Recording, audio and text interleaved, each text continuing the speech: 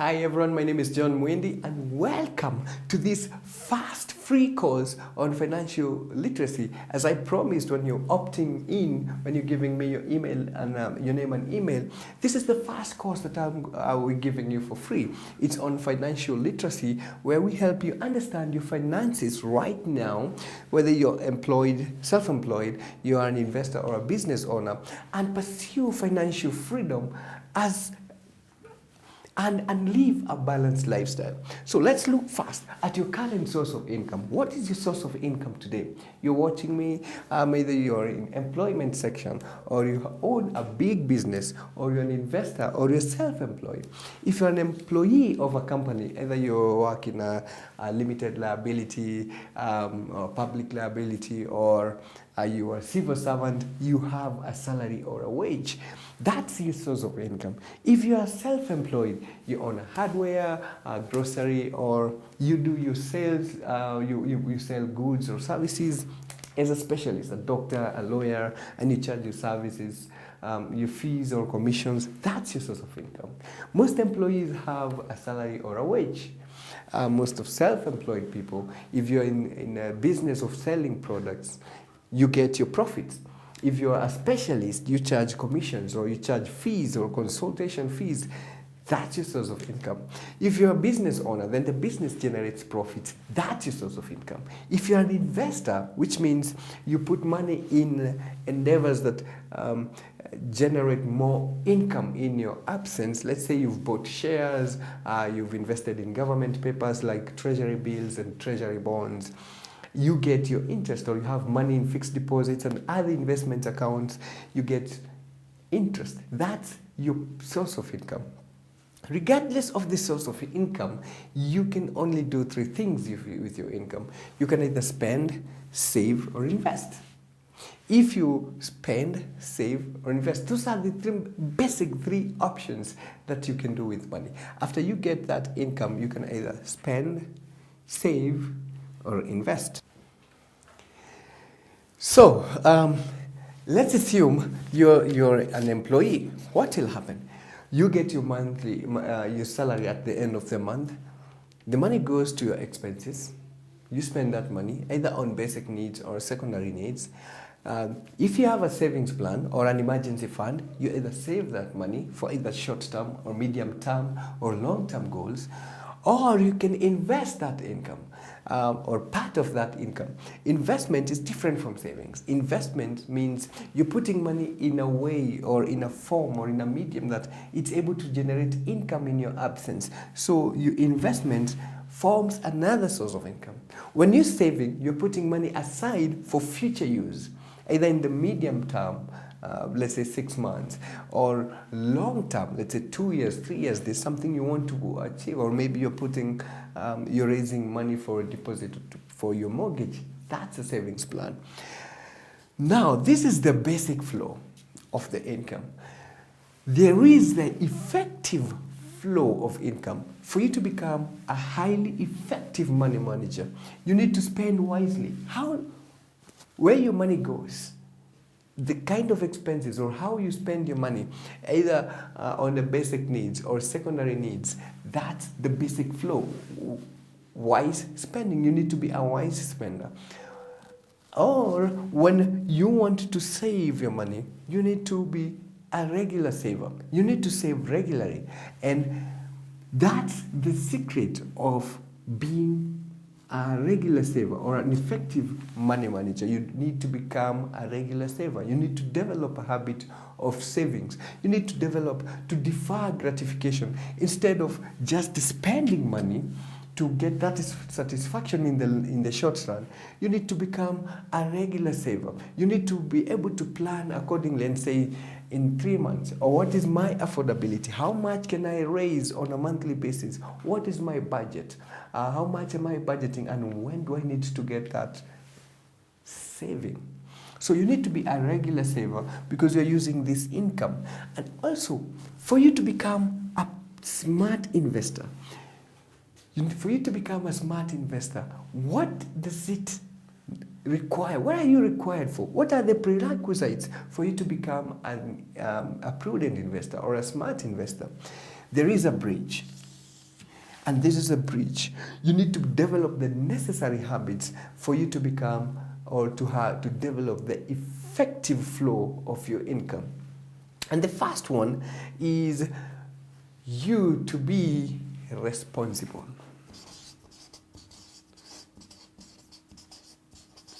You be responsible. You need to understand that if I am spending my money and I need to spend money on either basic needs or secondary needs, I am the one who is responsible. I can't keep on complaining that there are so many things to do, my income is too little.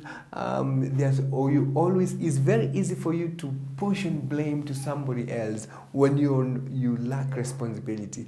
But if you take the initiative and say, from now on, I need to take care, you need to control, I need to manage my finances.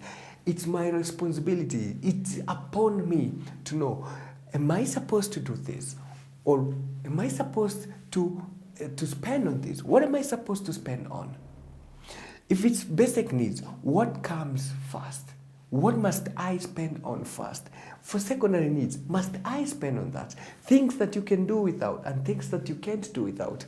For basic needs, which are the things that you can't do without, the basic needs, then do give them priority. For the secondary needs, you can even crash that expense that goes to the secondary needs and maybe reallocate that into your either short-term the savings plan or to your investment plan.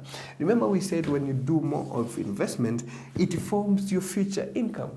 So that gives you the first hint that you need to manage your expenses, and for you to manage that expense, you need to realize that you're the only one who is responsible for that.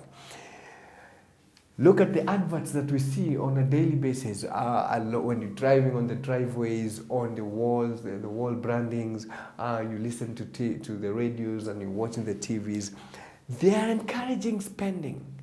So it's for you to take responsibility and say, no, I don't have to spend every coin that I have. And what about tomorrow?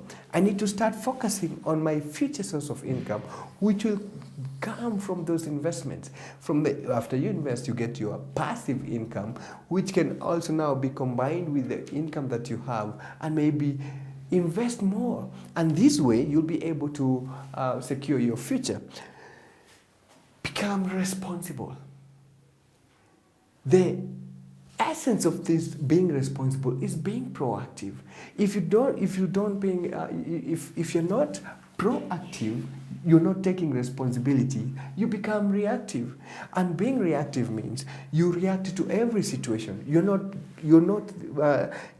the programmer. You're not the one who is driving your finances. Your finances are driven by circumstances, by situations, because you're lacking the second thing, what is called as vision for yourself.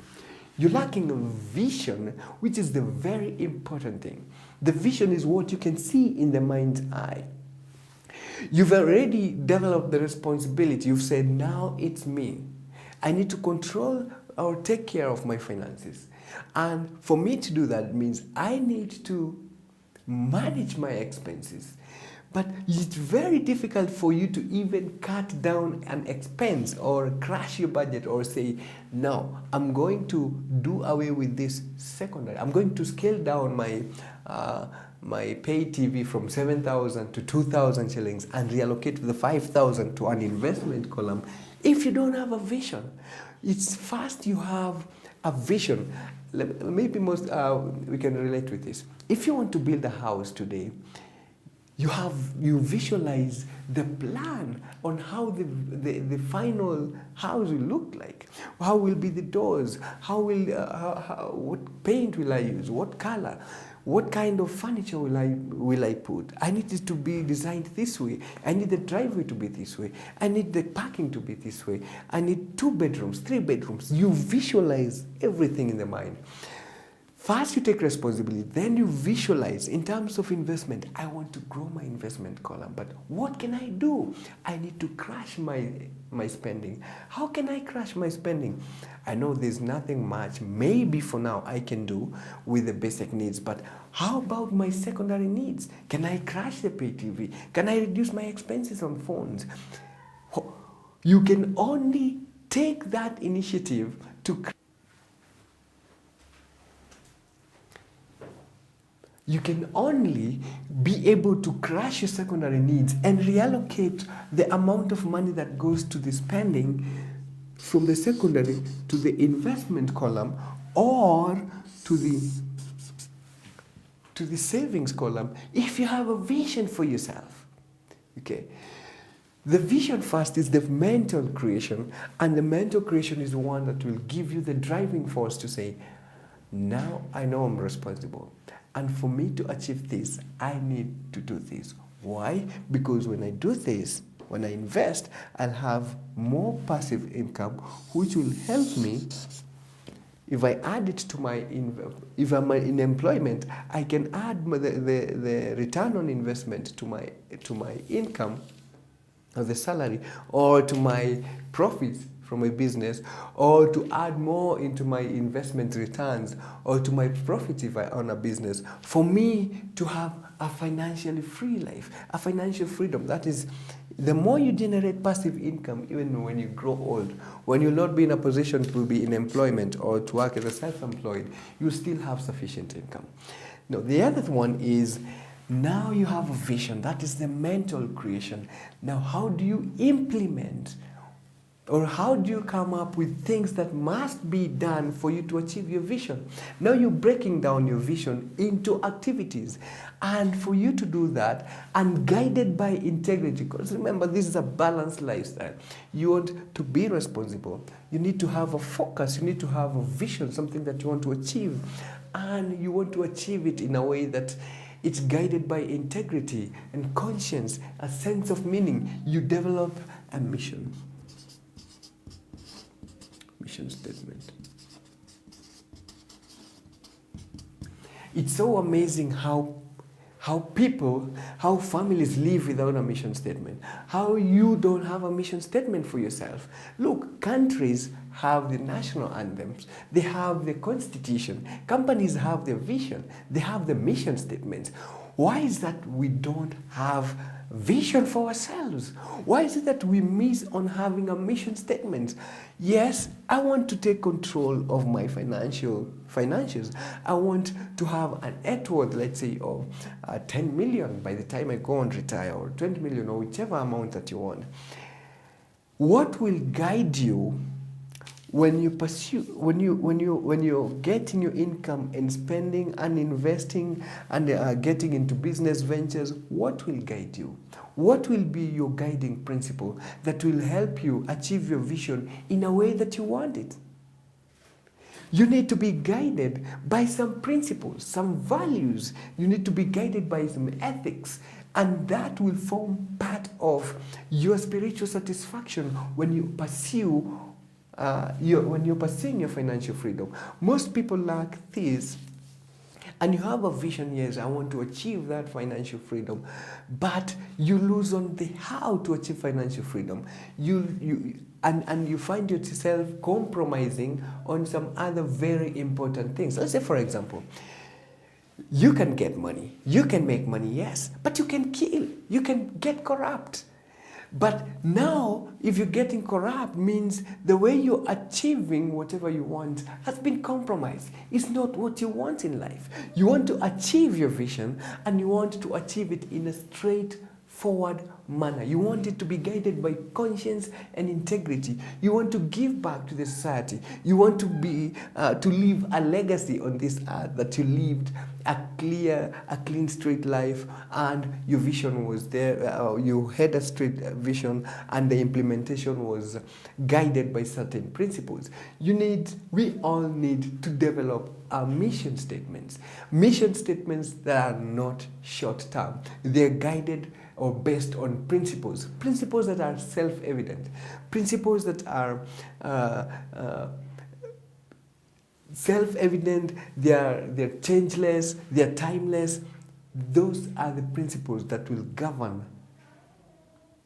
how you achieve your vision. Remember, for you to have a vision, you need to be responsible. You need to take initiative. You need to know where you're going. How you get there is very important. Now, you've known where you're going and you know how you get there.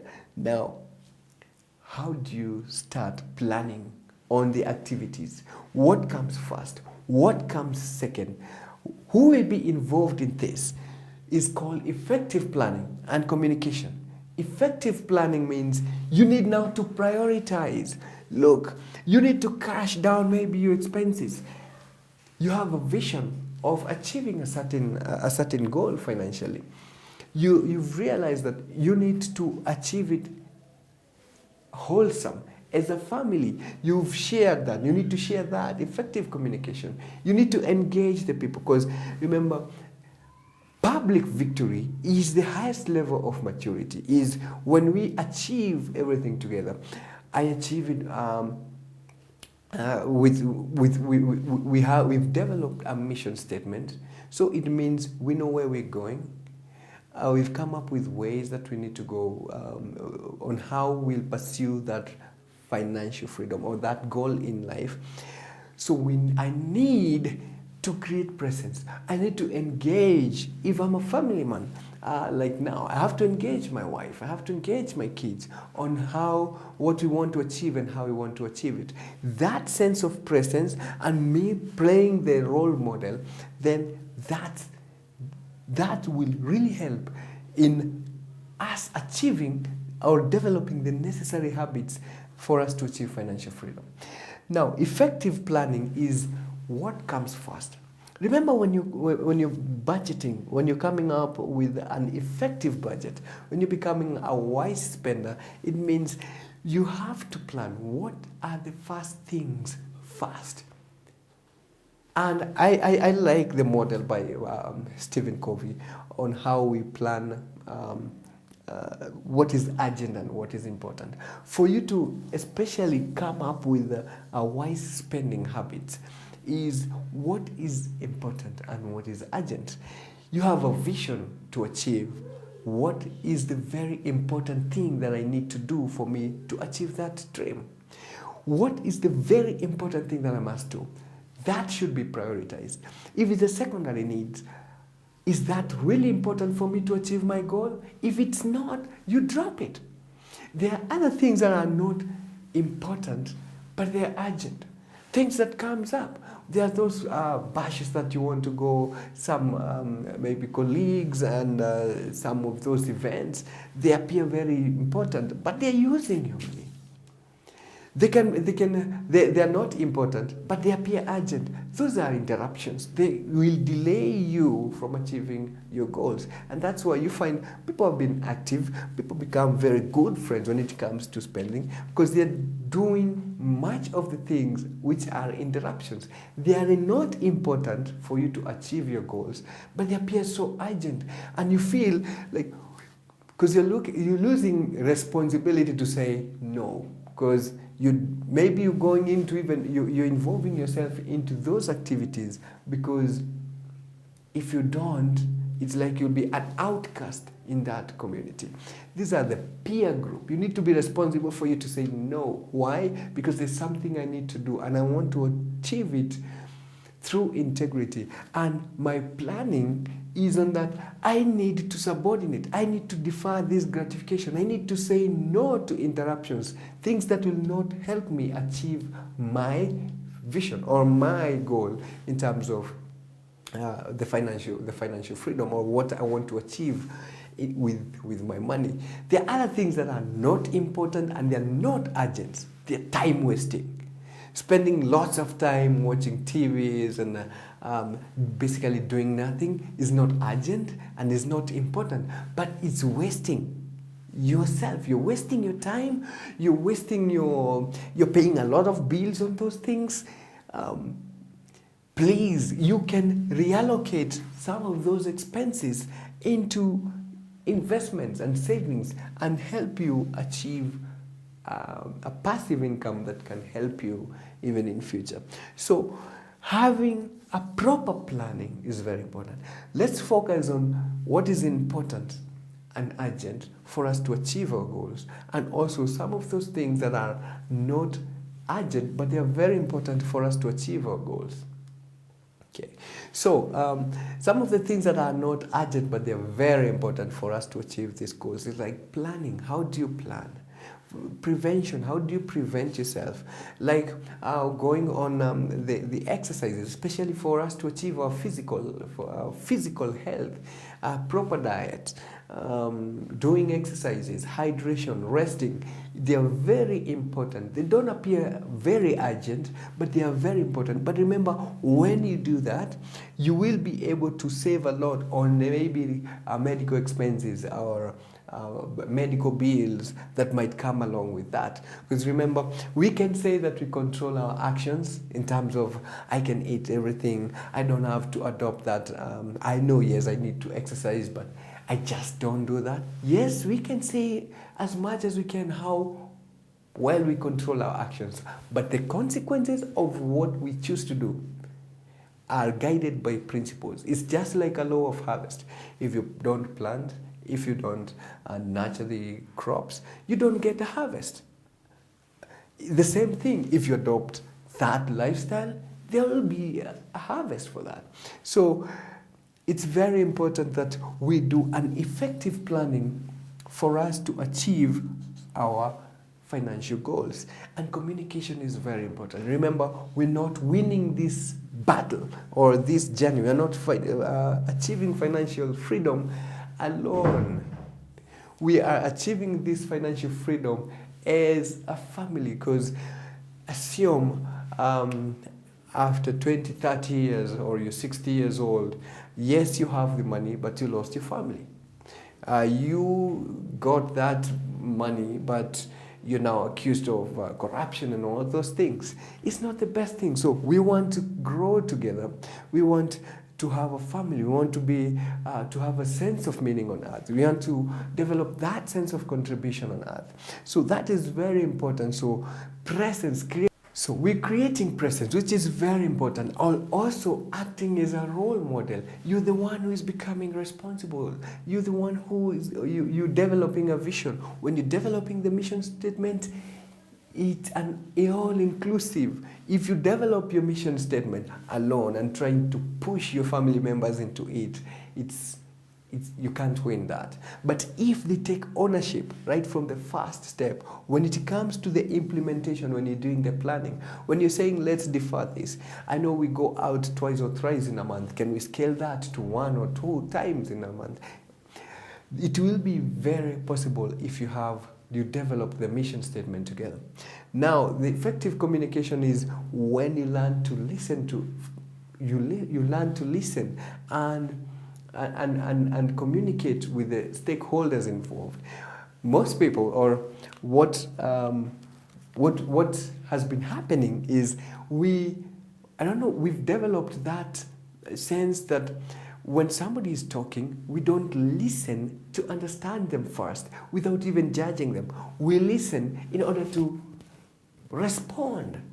Or you just listen, and at the back of your mind, you're planning a response or a question. You don't listen to that person. Effective communication is where you seek first to understand that person, then to be understood. And in our context, especially when we are developing the mission statement, we're getting all the values. What do you want to guide us when it comes to a financial freedom, in a way that we respect each other, in a way that we have a common focus together, in a way that everybody involved can see where we're headed.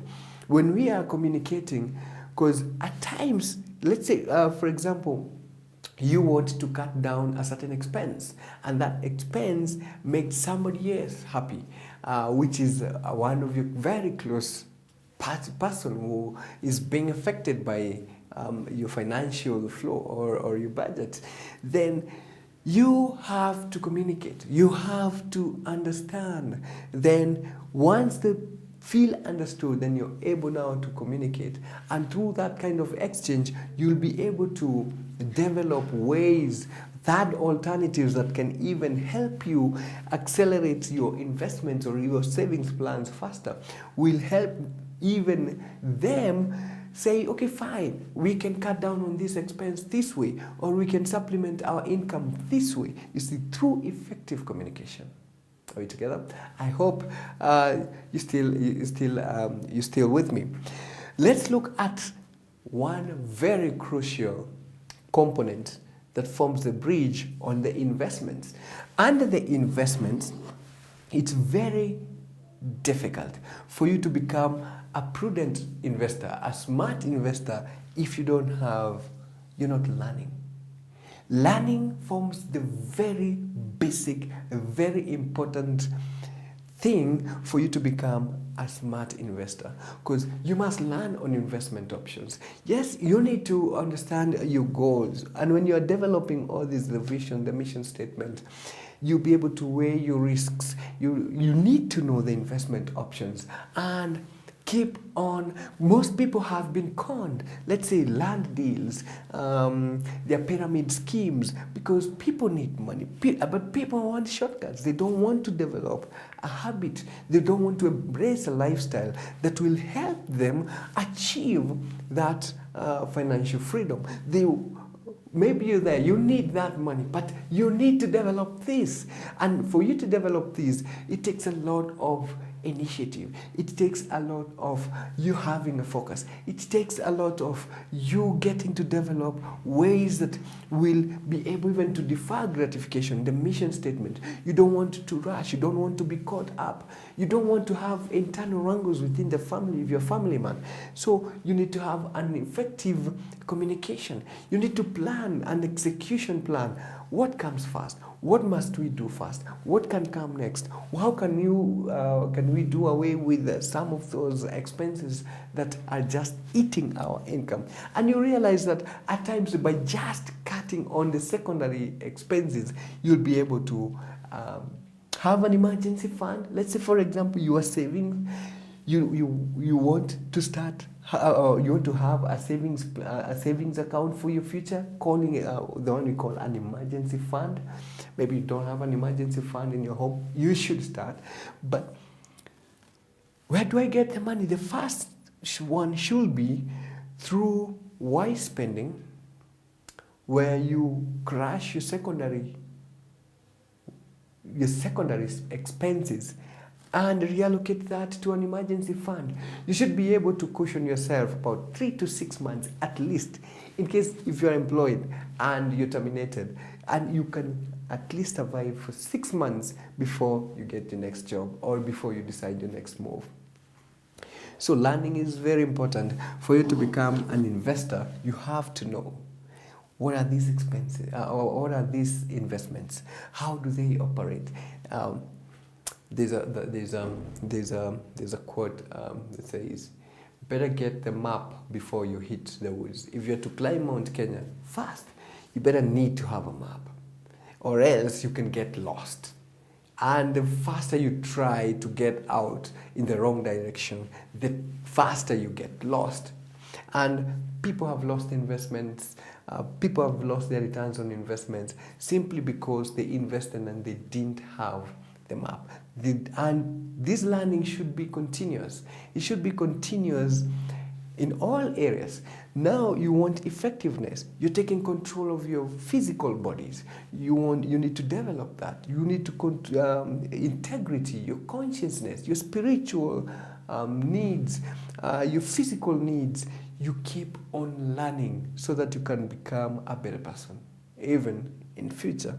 The other one is on reviews. You need continuously review your performances, because if you don't review, you don't know how fast or whether your vision, you'll be able to accomplish your vision.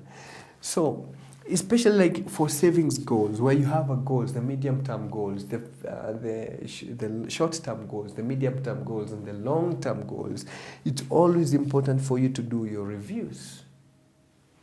And through those reviews is when you'll be able to know, okay, fine, I needed to cushion myself. I needed an emergency fund that can cushion my family for 6 months.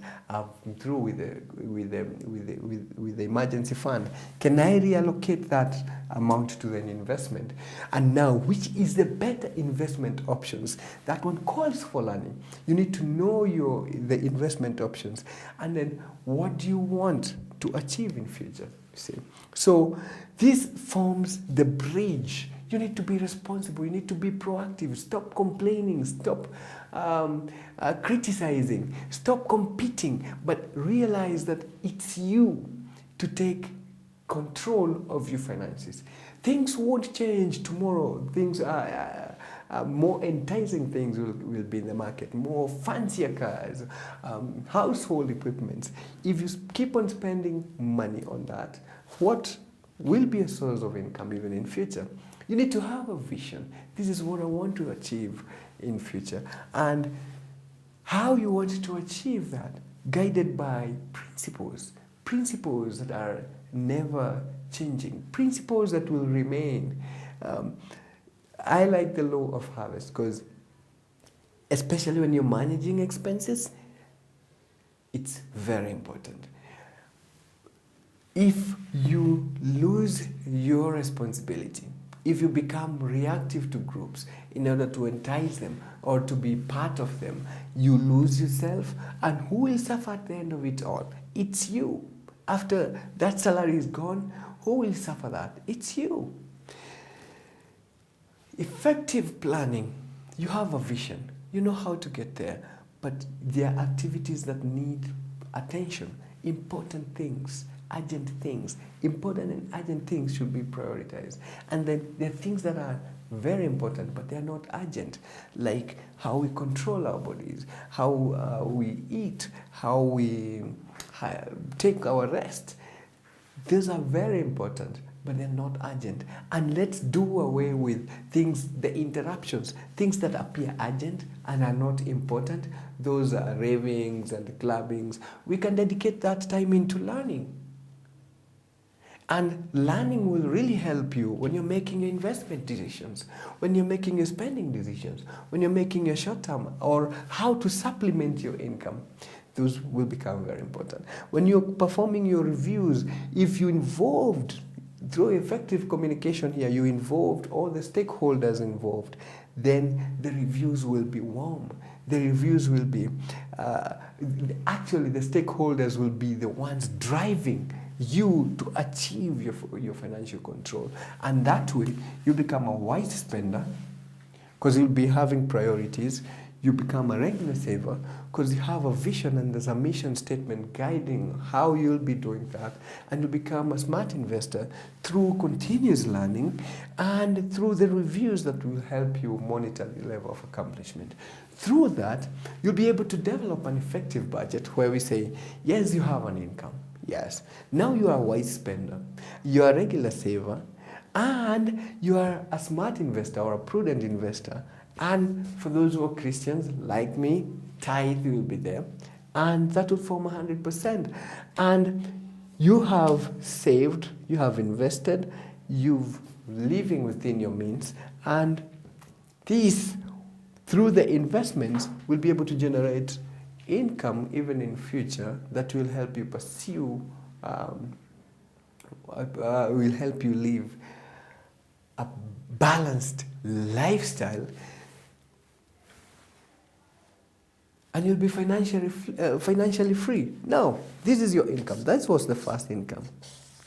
Somebody asked me, now I've been trying to do all this, and I think it's been in employment for like 6 years. And still that income is not sufficient. This was the bit that I promised that I'll get to at the end of it. Now, can you imagine? I've been in the bank, working as a banker for the last 7 years, almost 7 years now. I've been a banker for the last 7 years, working with both personal clients and the business clients. And I've learned a lot through that journey. And it came to me one day and I said, Now, this bank pays me a salary just to advise these customers on how to manage their businesses, run their businesses more effectively, on investment options, how to come up with a savings plan and opening accounts for them, advancing loans to them, and I said, how about if I package that information and help people out there, and alongside that, I'll help them run their businesses better, manage their finances better, and also make an income. How is that? That's still a business. So most of the people who are employed, or they have a hobby, there's something that you love doing. You can monetize that.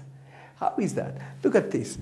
This is just a video that you're watching, and it's a free course. Remember, this is just a free course, a summary, and there is a personal financial management training academy where we go into deeper details, more deep than this. It's a course that is offered online. We have video products, we have audio products, we have books, we have research guides, we do teleseminars, we have podcasts and all that. So how can you can monetize the information that you have, by helping people. You'll help people, and alongside that, make an income. You see, let's say today you are, you love, or you are a nutritionist. You can package your products into programs and form like membership sites, like videos like the ones you're watching, and monetize that and make an income alongside your salary. By the time I'm shooting this video, I'm still an employee. I still work in a bank. I'm still an employee. And you're watching this video. I've shot this video at around 7? This is on a Sunday, April. You can easily supplement your income by just packaging your knowledge. Maybe you can look at yourself and say you don't have anything. It's like you don't know anything. For me, when I decided to do this, to me it appears basic, but I flashed back and see what are the kind of customers who come to me. What do they ask for? How do you advise them to open a savings account? How do you advise them to open savings accounts for their children? How do you advise them on the investment options, let's say at the Nairobi Stock Exchange, at the government papers like the treasury bills and bonds? How do you even tell them how to embrace the right habits? Because people who don't have the habit, they start savings, but because they're still under pressure to spend, they kill their savings to spend. And it's very easy for you to monetize the information that you have, the knowledge you have, the experience that you have. You can package it into products and programs. This is the knowledge. This is the information age. And information now, we're selling information. We're helping people change and improve their lives, but at the same time, make an income alongside that. So, if you're employed and you have a certain expertise, just know that there's somebody out there who needs that. And you can package that information into programs and products, and you can supplement your income. Maybe you have a hobby, you can start on working on that hobby and generate an income that can help you now invest faster, develop your savings faster, and live a balanced life. Remember, it's also very important. When you're doing that, it calls for responsibility. Say, okay, fine, this is not enough. What can I do? You can't keep on complaining that your employer, you never got enough salary, the increment was not the best, the bonus this year was not was too small. You criticize your boss, and you keep on competing lifestyle-wise with your colleagues. If you're self-employed, the same thing. I've been working with business people. I've financed their businesses. I've given them term loans. I've vehicle and asset finance. I've done equity release and some many products. Trade finance, local LPO financing, invoice discounting, and many other kind of products that we've offered to business people. Now, you're a banker out there and you're watching this video and you're wondering, now, you're complaining about the salary. You can package the information and I can help you do that. So that's a course that will help. It's also covered in our future modules on how can you package those products. People are asking me, hey, how do you set up, how did you start shooting these videos? How do you organize the content? What do you have? What type of camera? What type of audio equipments do you use? And how much does it cost? How do you create all those membership sites? How do you create those videos? How do you get paid? How do you monetize that? It's another full career. It's another full source of income. It's another full program that helps you, you earn an income, yes, and you see people getting, you help people, you solve a need in the society. You see, once you've found your voice, a voice is what you're good at and what you love doing meets a need in the society, and if you can monetize that, then you live a life. You love that life and you leave a legacy. So you need to take responsibility. You need to be proactive, and that will be that will wrap up our first course, our first free course on financial literacy.